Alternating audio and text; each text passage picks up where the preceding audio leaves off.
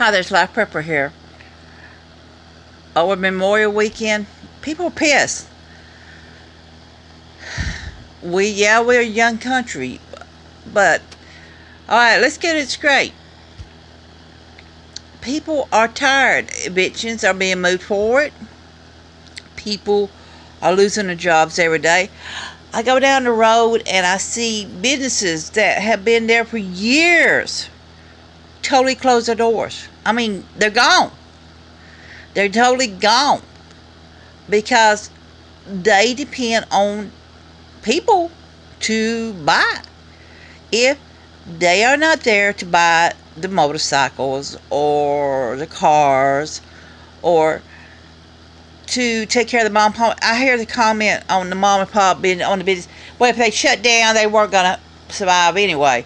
I want to tell you what, most of these mom and pop businesses depend on the business. They survive by people coming in. The minute the door shuts down, they have no income, no way to pay the bills, no way to do anything just like anybody else, and they go belly up. If you have ever had a business of your own out there, or if you know anybody that does, and you know what it costs to rent these buildings.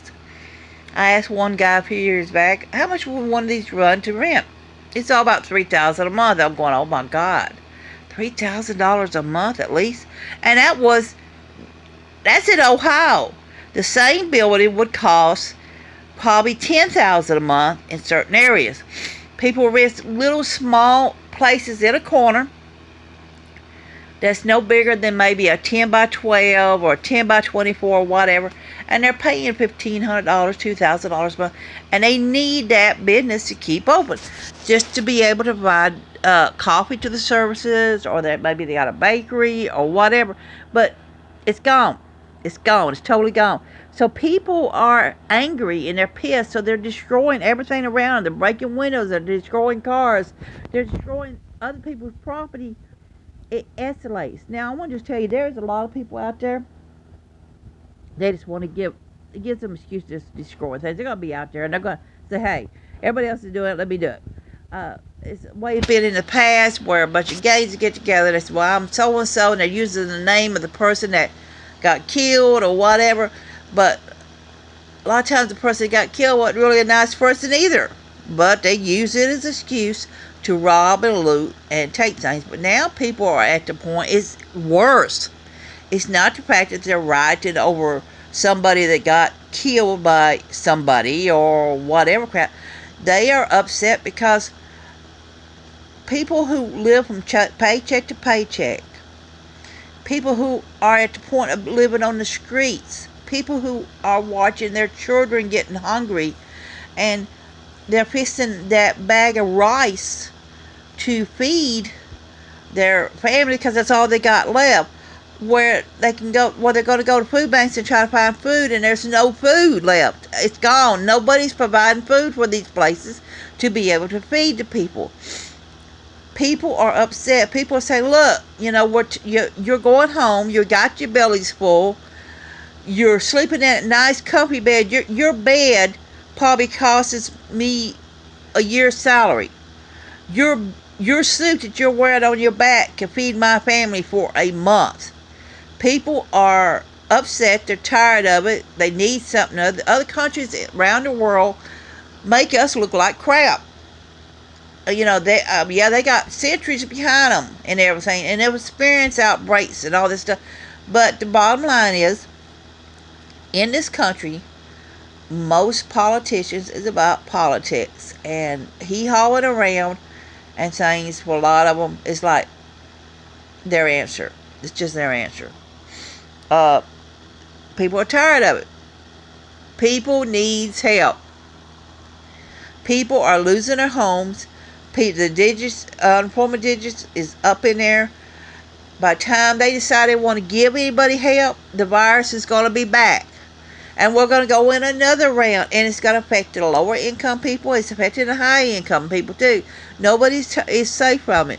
But the fact is, the longer they drag their feet, guess what, guys? When it comes to election time, they're going to remember you. And chances are you getting reelected could be down to zero. People are upset, and they have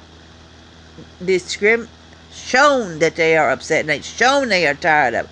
So if something don't get done soon, it's going to get worse, because now people are going to end up on the streets even more. People are going to go hungry even more, because people was not getting their unemployment checks. People are not being able to pay their bills. They're having to make a choice. People are not able to get their medications. People who had insurance don't have insurance anymore. People are tired of it. Something's got to be done. The longer they put off doing something other, the quicker, the worse it's going to get. The worse it's going to get. More people are going to get desperate. More people are going to be on the streets. You know, it's going to take a long time for any kind of recovery. And for many people, they will never come back totally. They will never totally recover from what they had. I remember back in, people tell me about they had stocks and all this other stuff back in 2008 when everything collapsed. They lost their savings. They lost their homes. They lost good jobs. And many of them never recovered from it. They ended up in apartments that they rented. They are not able to retire because they had to pay for that apartment rent for the rest of their lives. So they lost everything. And they never was able to recover and come back from it. And many of them ended up on the streets and never returned from the streets. This is Live Prepper saying, be safe, be happy, bless y'all. And come on, guys, we're tired of it. We need help.